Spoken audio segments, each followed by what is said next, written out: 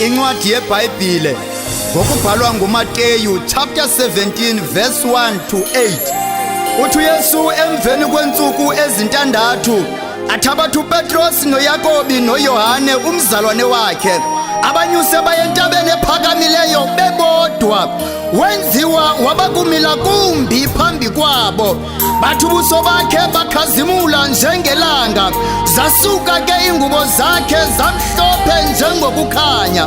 Nako kubonakala kubo uMoses noEliya bethetha naye.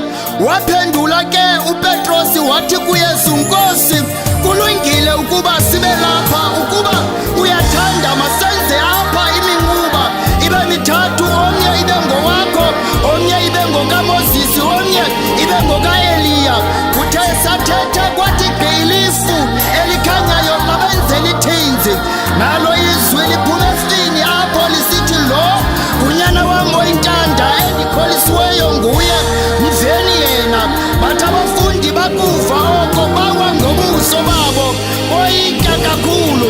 Akufika uYesu wabachukumisa wathi, Vukani, ningoyiki.